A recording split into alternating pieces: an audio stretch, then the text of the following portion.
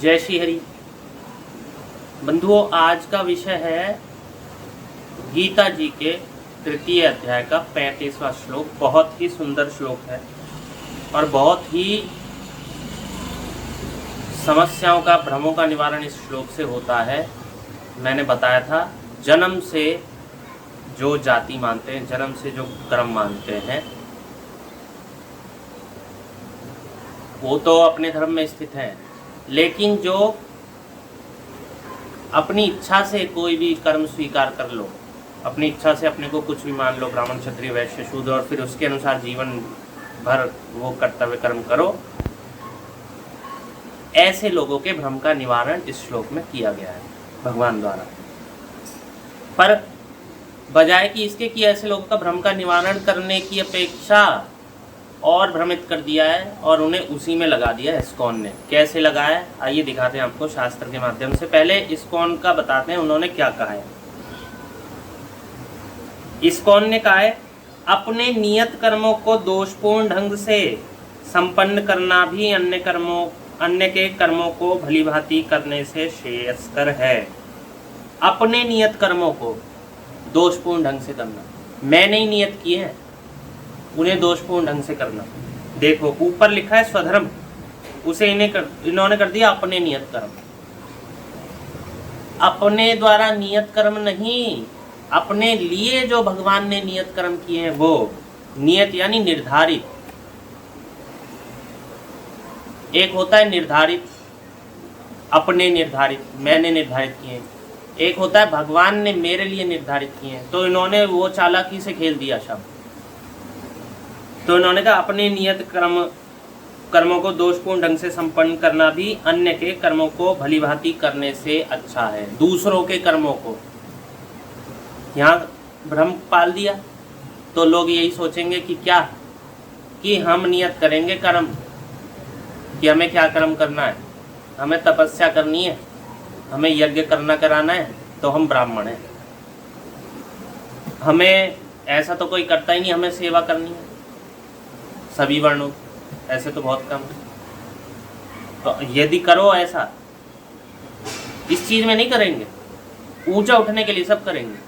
अगर इस चीज में करो हम सबकी सेवा करते हैं तो हम शूद्र हैं, तो भी गलत है। मैं ऐसा नहीं कह रहा हूं कि अगर ऐसा कह दिया तो सही है, तो भी गलत है। यद्यपि ऐसा कहते नहीं है, क्योंकि वो तो बेचारे उच्चता से गिर जाएंगे नहीं। युद्ध के लिए कोई बात नहीं करता, क्योंकि मैं युद्ध करता हूँ, सबका रक्षक हूँ, इसलिए मैं क्षत्रिय हूँ। क्यों युद्ध करना आजकल हो कर ही नहीं सकते आप, क्यों उसके लिए सरकार ने सेना निर्धारित करी है। तो जो उसमें होगा वो कहेगा मैं क्षत्रिय हूँ। अब यहाँ नीचे देखो, फिर उन्होंने गड़बड़ कर दी। तात्पर्य बता रहे हैं क्या, अतः मनुष्य को चाहिए कि वे अन्यों के लिए नियत कर्मों की अपेक्षा अपने नियत कर्मों को कृष्ण भावनामृत में करे। अन्यों के लिए नियत कर्मों की अपेक्षा जो दूसरों के लिए नियत किए गए हैं, अपने नियत कर्मों को करे, जो मैंने निर्धारित किए उन कर्मों को करे। यद्यपि उदाहरण बाद में इन्होंने दिया है कि उदाहरणार्थ सतोगुणी ब्राह्मण कभी हिंसक नहीं होता, किंतु रजोगुणी क्षत्रियों को हिंसक होने की अनुमति है। इस प्रकार क्षत्रिय के लिए हिंसा के नियमों का पालन करते हुए विनष्ट होना जितना शेष करे, उतना अहिंसा के नियमों का पालन करने वाले ब्राह्मण का अनुकरण नहीं। क्योंकि ब्राह्मण सतोगुणी होता है तो वो अहिंसा का पालन करे, क्योंकि क्षत्रिय रजोगुणी होता है तो वो युद्ध आदि करे। लेकिन सतोगुणी ब्राह्मण रजोगुणी क्षत्रिय के कर्म में प्रवृत्त ना हो, कि सतोगुणी ब्राह्मण तो अहिंसावादी होता है तो वो युद्ध ना करे, और जो रजोगुणी क्षत्रिय होता है वो तो हिंसावादी होता है तो वो धर्म के कल्याण के लिए हिंसा करे, आत्म कल्याण, भगवान के कल्याण, देश के कल्याण के लिए हिंसा करे। लेकिन ब्राह्मण ऐसा नहीं कर सकता। फिर ये बात कह दी। अब यहाँ सतोगुणी रजोगुणी आ गया। अब आ गया आगे, कह रहे हैं दिव्य, लेकिन जो दिव्य अवस्था होती है ना, कि कृष्ण भावनामृत की पूर्ण स्थिति में, जब कृष्ण भावनामृत हो जाओ, भगवान की भावना में लीन हो जाओ, तो क्षत्रिय ब्राह्मण की तरह, ब्राह्मण क्षत्रिय की तरह कर्म कर सकता है। वैसे नहीं कर सकते, लेकिन जब लीन हो जाओ, और ये तो लीन ही रहने को कहते हैं स्कूल वाले, तब आप कर सकते हो। तो कैसे उदाहरण दे रहे, विश्वामित्र मूलतः क्षत्रिय थे किंतु पश्चात में वे ब्राह्मण बन गए। इसी प्रकार परशुराम जी पहले ब्राह्मण थे किंतु पश्चात में वे क्षत्रिय बन गए। अरे भैया, विश्वामित्र जी तो ब्राह्मण बन गए, हमने मान लिया। हलवा खा के बने थे क्या ब्राह्मण? हाँ, हलवा खा के ब्राह्मण बन गए। अरे कितना तप करना पड़ा उन्हें ब्राह्मण बनने के लिए। जब विश्वामित्र जी अत्याचार पर उतर आए थे और वशिष्ठ जी की जब गाय उन्हें पसंद आ गई थी, कपिला गाय जब उन्हें पसंद आ गई थी, उसका वो हरण करना चाहते थे। उस समय जब युद्ध हुआ था तो वशिष्ठ जी ने कहा था मैं नहीं दूंगा, तो वो सेना लेकर आ गए और उसे जबरदस्ती हरण करने लगे। तब गाय ने कहा कि मेरी रक्षा करो, मैं इनके साथ नहीं जाना चाहती। तो गाय ने अपने अंदर से सेना प्रकट करी, तो और विश्वामित्र जी आश्चर्यचकित हो गए। तब फिर सेना के साथ युद्ध करने लगे, इस प्रकार से कुछ करा। तो फिर जो अंतिम युद्ध हुआ था वशिष्ठ जी से, उसमें वशिष्ठ जी ने ब्रह्मदंड के माध्यम से, ब्रह्मदंड का अधिकार मात्र ब्राह्मण को है, उस ब्रह्मदंड के माध्यम से ही उनके समस्त अस्त्रों को शांत कर दिया, ब्रह्मास्त्र सरीखे अस्त्रों को। तो जब उन अस्त्रों को शांत कर दिया तो वो चकित हो गए कि यानी ब्राह्मण बनना, और ब्राह्मण के पास जो शस्त्र होता है ब्रह्मदंड, उससे श्रेष्ठ कोई भी शस्त्र नहीं है और ना अस्त्र है, तो मैं तपस्या करूंगा और ब्राह्मण बनूंगा। कितनी तपस्या करनी पड़ी उन्हें ब्राह्मण बनने के लिए, कितनी। हलवा खा के थोड़ी बन गए ब्राह्मण, कोई विधान थोड़ी है कि इतनी तपस्या कर लो तो ब्राह्मण बन जाओगे, ऐसा कोई विधान नहीं है। उन्होंने तपस्या करी, तपस्या से सब कुछ मिल जाता है, क्योंकि इसलिए बन गए। कौन इतने वर्षों की तपस्या करेगा ब्राह्मण बनने के लिए? अरे भैया, अपने स्वधर्म में लगो और अपना कल्याण करो। ब्राह्मण बनने के लिए इतनी तपस्या, विश्वामित्र जी की अलग बात है। अपवाद तो होते ही हैं एक दो, लेकिन यह कोई नियम तो नहीं बन गया, ये कोई सर्व प्रचलित बात तो नहीं है, ये साधारण धर्म तो नहीं है कि ब्राह्मण ऐसे बन जाओ। यदि ब्राह्मण बनने के लिए भी कुछ उपाय हैं, बताए गए हैं शास्त्र में, लेकिन ऐसे तो नहीं। हर कोई इतनी तपस्या तो नहीं कर सकता। आज कलयुग में तो इतनी तपस्या नहीं कर सकते। विश्वामित्र जी को ब्राह्मण बनने के लिए इतनी तपस्या करनी पड़ी, तुम्हारा तो इतना जीवन भी नहीं है। तुम तो विश्वामित्र जी से भी अलग श्रेणी के व्यक्ति हो। उन्हें तो इतनी तपस्या करके ब्राह्मण बने, और ब्रह्मा जी से कहा कि एक बार वशिष्ठ जी से कहलवा दो कि मैं ब्राह्मण हो गया, ब्रह्म ऋषि हो गया, तब जाके उन्हें शांति पड़ी। तुम्हें कोई शांति भी नहीं है, चैन नहीं है, धैर्य नहीं है। तुमने कहा मैंने कह दिया मैं ब्राह्मण हो गया, मैं क्योंकि मैं ब्राह्मण कर्म कर रहा हूँ। वाह, अद्भुत, विश्वामित्र जी से भी आगे हो तुम। विश्वामित्र जी ने तो नई सृष्टि कर दी थी, तुमने क्या करा? अरे तुमने भी सृष्टि करी है, यथार्थ गीता करी है ना, यथार्थ गीता। तो भगवान की वाणी को तुमने लोगों की दृष्टि में एक प्रकार से दोष लगा दिए भगवान की वाणी में तुमने। वैसे भगवान की वाणी में कोई दोष लगा नहीं सकता, पर तुमने दूसरों को भ्रमित कर दिया। सृष्टि तो तुमने भी की है, वाह, ठीक। अब देखो इसका वास्तव। अच्छा, परशुराम जी के लिए कह दिया, वो बाद में क्षत्रिय हो गए। कहाँ लिखा है वो क्षत्रिय हो गए? कहीं लिखा है कि वो क्षत्रिय हो गए, कि परशुराम जी क्षत्रिय थे? विश्वामित्र जी का तो लिखा है कि वो ब्राह्मण हो गए, ब्राह्मण थे वो, क्षत्रिय से ब्राह्मण हो गए। अब भी ब्राह्मण है वो आज के समय में, उन्हें प्रणाम। परशुराम जी का कहाँ लिखा है कि वो क्षत्रिय हो गए? कहीं भी नहीं लिखा, क्योंकि क्षत्रिय यदि आतताई हो जाए तो उसको ब्राह्मण ही दबा सकता है। महाभारत में वर्णन आता है, क्षत्रिय यदि आतताई हो जाए तो कौन प्रजाति उसे दबाएगी? ब्राह्मण ही दबा सकता है। इसलिए ब्राह्मण बन के भगवान को परशुराम जी के रूप में आना पड़ा। ऐसे तो तुम कहोगे द्रोणाचार्य जी क्षत्रिय हो गए, लिखा है कहीं? अश्वत्थामा जी क्षत्रिय हो गए, कहीं लिखा है? कृपाचार्य जी क्षत्रिय हो गए, लिखा है कहीं? नहीं लिखा। फिर परशुराम जी क्षत्रिय थे और ब्राह्मण के अतिरिक्त किसी को शिक्षा नहीं देते थे, हैं? अद्भुत बात। परशुराम जी क्षत्रिय थे, ब्राह्मण के अतिरिक्त किसी को शिक्षा नहीं देते थे। क्षत्रिय ब्राह्मण को शिक्षा देगा, अद्भुत, उल्टी उल्टी गंगा बहा दी। अब दिखाते हैं आपको इन्होंने जो कहा है उसका वास्तविक दिखाते हैं क्या कहा गया है गीता जी में विस्तार सहित। श्री राम सुखदास जी ने क्या कहा है उनकी गीता जी के माध्यम से दिखाते हैं। साधक संजीवनी।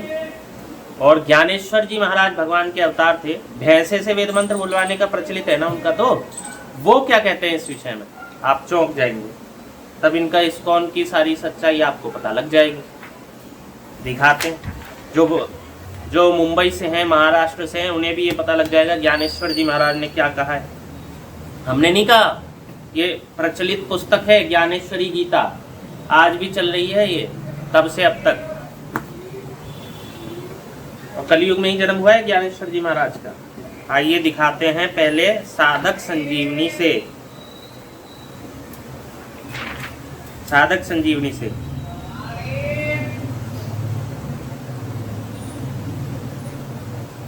35वां श्लोक है। साधक संजीवनी क्या कहा है। अच्छी प्रकार आचरण में लाए हुए दूसरे के धर्म से गुणों की कमी वाला अपना धर्म श्रेष्ठ है। अपने धर्म में मरना भी कल्याणकारक है और दूसरे का धर्म भय को देने वाला है। इसका उदाहरण समझ लो एक, जिससे कि आपको अधिक समझने में कष्ट न हो। अच्छी प्रकार आचरण में लाए हुए दूसरे के धर्म से आप दूसरे के धर्म का पालन कर रहे हो अच्छी प्रकार। मान लो आप क्षत्रिय हो, आप ब्राह्मण धर्म का पालन करना चाहते हो, जैसे अर्जुन जी चाहते थे कि मैं क्यों ना भिक्षुक हो जाऊं, भगवान ने मना कर दिया। क्यों मना कर दिया। क्षत्रिय का कर्तव्य नहीं है भिक्षा लेके मांग के खाना। क्षत्रिय कर लेता है, भिक्षा नहीं मांगता। भिक्षा ब्राह्मण का अधिकार है। व्यापार करना वैश्य का अधिकार है। व्यापार वैश्य किसी के आगे हाथ नहीं फैलाता, स्वयं कमाता है, स्वयं खाता है, दूसरों को भी कर के रूप में धन दान करता है।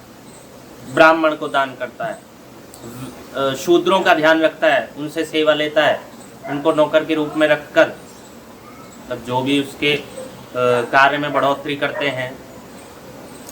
तो वैश्य भी किसी के आगे हाथ नहीं फैलाता। शूद्र भी एक प्रकार से कुछ मिलता जुलता है ब्राह्मण से। कैसे। ब्राह्मण भिक्षा मांग के खाता है, ब्राह्मण को जाके भिक्षा मांगनी पड़ती है, शूद्र को मांगनी नहीं पड़ेगी अगर शास्त्र अनुसार सब कुछ चल रहा है। जो कोई भी उससे काम ले रहा है, घर का कोई भी काम ले रहा हो, तो उसका कर्तव्य है कि शूद्र का ध्यान रखे, उसके पालन पोषण में आजीविका के संबंध में कोई कमी ना आए, तो मांगनी नहीं पड़ेगी उसे। तो इसलिए दूसरे के धर्म से गुणों की कमी वाला अपना धर्म श्रेष्ठ है। अपना पालन नहीं हो पा रहा, क्षत्रिय को युद्ध नहीं कर पा रहा, नहीं कर पा रहा तो करो चाहे मर जाओ उसमें, जैसे भगवान ने कहा अर्जुन से, लेकिन भिक्षावृत्ति नहीं। तो अपना धर्म श्रेष्ठ है। अपने धर्म में मरना कल्याणकारक है, दूसरे का धर्म भय को देने वाला है। अपने धर्म में मर जा अर्जुन, लोक परलोक सुधर जाएंगे। लोक में कीर्ति होगी, अर्जुन लड़ते युद्ध करते करते मर गया, वीर था, क्षत्रिय था। और परलोक में उन्नति होगी कि तुमने अपने धर्म का पालन किया, तुम मरे, आओ तुम्हारा स्वागत है स्वर्ग में, वीर गति को प्राप्त हुए तुम। अब ब्राह्मण का धर्म तुमने पालन कर लिया, तुम्हें अधिकार था क्या दान लेने का, तुमने कुत्सित दान लिया। जिस दान का तुम्हें अधिकार नहीं था तुमने वो दान लिया, चलो नरक। तुम्हें अधिकार नहीं था ब्राह्मण को पढ़ाने का, तुमने ब्राह्मण को पढ़ाया क्षत्रिय होकर, चलो नरक। तो ये परधर्म भयावह है, नरक का देने वाला है। यहाँ तो नहीं कहा गया है, कहीं कहा भी गया है। चलिए अब देखिए यहाँ क्या कहा गया है इसके विस्तार में। अन्य वर्ण आश्रम आदि का धर्म बाहर से देखने में गुण संपन्न हो, उसके पालन में भी सुगमता हो, पालन करने में मन भी लगता हो, धन वैभव सुख मान बड़ाई आदि भी मिलती हो, और जीवन भर सुख आराम से भी रह सकते हो, तो भी उस पर धर्म का पालन अपने लिए विहित न होने से परिणाम में भय को देने वाला है। इसके विपरीत अपने वर्ण आश्रम आदि का धर्म बाहर से देखने में गुणों की कमी वाला हो, उसके पालन में भी कठिनाई हो, पालन करने में मन भी न लगता हो, धन वैभव सुख सुविधा मान बढ़ाई आदि भी न मिलती हो, और उसका पालन करने में जीवन भर कष्ट भी सहना पड़ता हो, तो भी स्वधर्म का निष्काम भाव से पालन करना परिणाम में कल्याण करने वाला है। समझ ही गए होंगे आप। फिर भी एक बार बता देते हैं। ब्राह्मण का धर्म है कि ब्राह्मण यज्ञ कराता है, यज्ञ करता है, दान देता है, दान लेता है, अध्ययन कराता है, अध्ययन करता है। अब कोई वैश्य सोचे मैं ऐसा करूंगा और करने लगे, और क्यों सोच के कि ब्राह्मण को कितना सम्मान मिलता है, सब लोग ब्राह्मण देवता आओ चरण स्पर्श करते हैं। आजकल तो नहीं, पहले तो करते थे, और आजकल भी औरों की अपेक्षा तो अधिक सम्मान होता ही है। यदि कोई श्राद्ध आदि में निमंत्रण जिस ब्राह्मण को आप करते हैं, 100 ब्राह्मण को यदि कोई 100 लोग निमंत्रण करते हैं तो उनमें से 50 तो उनको प्रणाम करते ही होंगे। 50 ने छोड़ दिया वो अलग विषय है। प्रणाम करते हैं, नमस्ते पंडित जी, नमस्कार, प्रणाम, पैर भी छूते हैं। मान बढ़ाई प्रतिष्ठा है और सुगमता से करने योग्य है उस वैश्य के लिए। ये ब्राह्मण तो बहुत अहंकारी होते हैं, चलो इन बनिया को पंडित बना देते हैं, तो ये बनिया अच्छा है, विनम्र है, बनिया प्रणाम कर रहा है। जिनके यहाँ जा रहे हैं तो बनिया प्रणाम कर रहा है, वैश्य प्रणाम कर रहा है, जिनके यहाँ जा रहे हैं उन्हीं को प्रणाम कर रहे हैं। ये तो ऐसा ही हो गया कि अध्यापक आपके यहाँ पढ़ाने आए और आपको प्रणाम करे, प्रणाम प्रणाम मेरे शिष्यों प्रणाम। क्या है? सुगम है, सरल है, कुछ नहीं जा रहा है इसमें। अपना कठिन है। कौन कृषि पालन करे, कौन व्यापार आदि करे, आलसी प्राणी है, मान बढ़ाई भी नहीं है कोई विषय। तो लेकिन फिर भी मान बढ़ाई ना हो भले ही, तो भी तुम्हें व्यापार और कृषि पालन करना ही श्रेष्ठ है तुम्हारे लिए, भले ही कितनी कठिनाई हो, धन वैभव सुविधा ना हो। ब्राह्मण जो कर्म करते हैं उन्हें धन वैभव कुछ भी ना हो, वहाँ पर तुम्हें अपमान भी झेलना पड़े, तो भी तुम्हारा कर्म श्रेष्ठ है, बजाय कि इसके कि तुम व्यापार करो, किसी की सेवा करो, किसी की नौकरी करो। यद्यपि आपत्ति काल में भले ही करना पड़े आजकल के कलयुग में, क्योंकि कोई ब्राह्मण को बुला भी नहीं रहा। पहले के समय तो प्रति माह में ब्राह्मण के पास कुछ नियुक्त होते थे घर, वहाँ से प्रति माह कुछ ना कुछ आता था।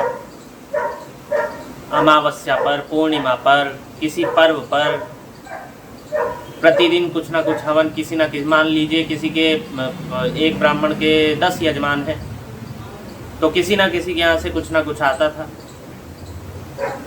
तो ब्राह्मण का परिवार चलता था। अच्छा, यह भी बात है कि ब्राह्मण कम रहे होंगे, कि ब्राह्मण यदि बराबर होते तो फिर एक परिवार तो एक ब्राह्मण का परिवार नहीं पाल सकता, तो 8-10 परिवार मिलकर, 5-7 परिवार मिलकर, 20-50 परिवार मिलकर पालते थे। अभी बिहार में वो जनगणना हुई है, भले ही वो गलत हो, लेकिन उसमें ब्राह्मण कितने निकल के आए आपने देखे ही होंगे। यदि भूमिहार को मिला लें तो 17-18% ब्राह्मण है, बाकी अन्य वर्ण के लोग हैं, और भूमिहार को ना मिलाए तो 4% ब्राह्मण है मात्र।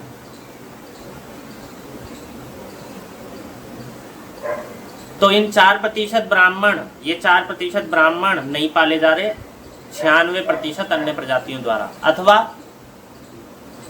17% माने तो ये 17% ब्राह्मण नहीं पाले जा रहे, उनका पालन नहीं किया जा रहा, उनका सम्मान नहीं किया जा रहा। कितने प्रतिशत? 80-83% अन्य वर्णों द्वारा। यह स्थिति है आज। पालन तो छोड़ो, मारा जा रहा है, कूटा जा रहा है, ब्राह्मण ही ब्राह्मण को मार रहा है लालचवश। तो ये स्थिति है। अब मनुष्य के लिए आगे देखिए, इसलिए स्वधर्म श्रेष्ठ है। मनुष्य के लिए स्वधर्म का पालन स्वाभाविक है, सहज है। मनुष्य का जन्म कर्मों के अनुसार होता है, और जन्म के अनुसार भगवान ने कर्म नियत किए हैं। मनुष्य का जन्म कर्मों के अनुसार होता है। श्री राम सुखदास जी लिख रहे हैं, मनुष्य का जन्म कर्मों के अनुसार होता है। पूर्व जन्म में पहले जैसे कर्म किए वैसे ही ये जन्म मिलेगा, उसी के अनुसार। अच्छे करे हैं ब्राह्मण बनोगे, सात्विक किए हैं रजोगुण किए हैं क्षत्रिय बनोगे, तो मिले जुले किए हैं उस हिसाब से बनोगे। और जन्म के अनुसार भगवान ने कर्म नियत किए हैं, जिसमें जन्म हो गया उस जन्म के अनुसार कर्म नियत किए कि ब्राह्मण हो गए तुम, ब्राह्मण में जन्म मिला, ब्राह्मण का ये कर्तव्य, क्षत्रिय का ये, वैश्य का ये, शूद्र का ये, वर्ण संकरों का ये। गीता जी के 18वें अध्याय के 41वें श्लोक में ये वर्णन है। अतः अपने अपने नियत कर्मों का पालन करने से मनुष्य कर्म बंधन से मुक्त हो जाता है, अर्थात उसका कल्याण हो जाता है। 18वें अध्याय के 45वें श्लोक में आया है। अतः दोषयुक्त दिखने पर भी नियत कर्म अर्थात स्वधर्म का त्याग नहीं करना चाहिए, 18वें अध्याय के 48वें श्लोक में। अर्जुन, जैसे कि अर्जुन युद्ध करने की अपेक्षा भिक्षा का अन्य जीवन निर्वाह करने को श्रेष्ठ समझते हैं, परंतु यहाँ भगवान अर्जुन को मानो यह समझाते हैं कि भिक्षा के अन्न से जीवन निर्वाह करना भिक्षुक के लिए स्वधर्म होते हुए भी तेरे लिए परधर्म है, क्योंकि तू गृहस्थ क्षत्रिय है, भिक्षुक नहीं, ब्राह्मण नहीं, तू गृहस्थ क्षत्रिय है। तो ऐसे करके भगवान ने समझाया। अब एक और उदाहरण देते हैं। वर्ण आश्रम आदि के अनुसार सभी मनुष्यों का अपना अपना कर्तव्य कल्याणप्रद है, अपना अपना स्वधर्म कल्याणप्रद है, परंतु दूसरे वर्ण आश्रम आदि का कर्तव्य देखने से अपना कर्तव्य अपेक्षाकृत कम गुणों वाला दिखता है। जैसे ब्राह्मण के कर्तव्य की अपेक्षा क्षत्रिय के कर्तव्य युद्ध करना में अहिंसा आदि गुणों की कमी दिखती है। अहिंसा कहाँ है? क्षत्रिय के गुणों में युद्ध करना है। इसलिए यहाँ विगुणः पद देने का भाव यह है कि दूसरे के कर्तव्य से अपने कर्तव्य में गुणों की कमी दिखने पर भी अपना कर्तव्य ही कल्याण करने वाला है, अतः किसी भी अवस्था में अपने कर्तव्य का त्याग नहीं करना चाहिए। हिंसा करना तुम्हारा कर्तव्य है तो करो। हिंसा ऐसे नहीं है कि हिंसा मार काटते रहो सुबह से शाम तक, नहीं। कोई गाय को तंग कर रहा है, उसकी हिंसा करो, उसको डांटो, डपटो, पीटो, समझाओ। कोई ब्राह्मण की हिंसा कर रहा है, उसे समझाओ। कोई अन्याय कर रहा है किसी पर भी, उसे समझाओ, डांटो, पीटो, ताड़ा जाए ताड़ो। वर्ण आश्रम आदि के अनुसार बाहर से तो कर्म अलग अलग प्रतीत होते हैं, पर परमात्मा प्राप्ति रूप उद्देश्य एक ही होता है। स्वधर्म पालन में यदि सदा सुख आराम, ठीक है, उद्देश्य तो एक ही, भगवान की प्राप्ति करनी है। अच्छा, दूसरा, स्वधर्म पालन में यदि सदा सुख आराम, धन संपत्ति, मान बढ़ाई, आदर सत्कार आदि ही मिलते तो वर्तमान में धर्मात्माओं की टोलियां देखने में आती। अपने धर्म के पालन में यदि सदा सुख मिलता, सोचो आप सब लोग ब्राह्मण बनना चाहते हो सुख के लिए कि उसमें सुख है, मान बढ़ाई, प्रतिष्ठा है। यदि ऐसा होता सभी महात्मा बनकर ना घूम रहे होते। अब हमें देख लो, हमें कितने लोग घर पे बुलाते हैं और कितने लोग हमारा सम्मान करते हैं, कितने लोग। ये तो आप जो चलचित्र देख रहे होंगे आप स्वयं समझ सकते हैं। तो ब्राह्मण बन के क्या करोगे? अरे वो उसका कर्तव्य है, वो अपने कर्तव्य में महान चल रहा है तो श्रेष्ठ है। तुम अपने कर्तव्य में वैश्य होकर तुम अच्छा व्यापार कर रहे हो, दान दे रहे हो, कर दे रहे हो, तुम श्रेष्ठ हो। परंतु स्वधर्म का पालन सुख अथवा दुख को देखकर नहीं किया जाता। सुख दुख को देख के किया जाता तो स्वधर्म सब जगह ब्राह्मणों की टोलियां दिखती, ठीक, लेकिन सुख दुख को देखकर नहीं किया जाता धर्म का पालन।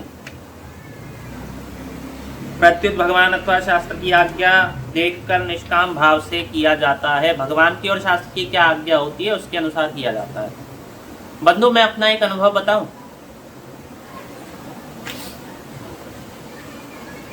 मैं कई सारे ऐसे धर्म हैं, आप भी समझ सकते होंगे, जिनका मैं पालन करता हूं और लेकिन वो दूसरे लोगों को चुभते हैं।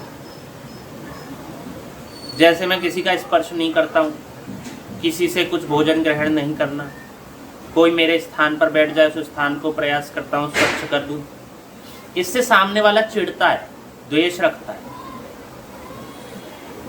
यदि मेरे को पता है कि सामने वाला मेरे इस कृत्य से चिढ़ेगा तो मुझे क्या आवश्यकता है? मलिन वृत्ति से रहूं, गंदगी से रहूं मैं भी?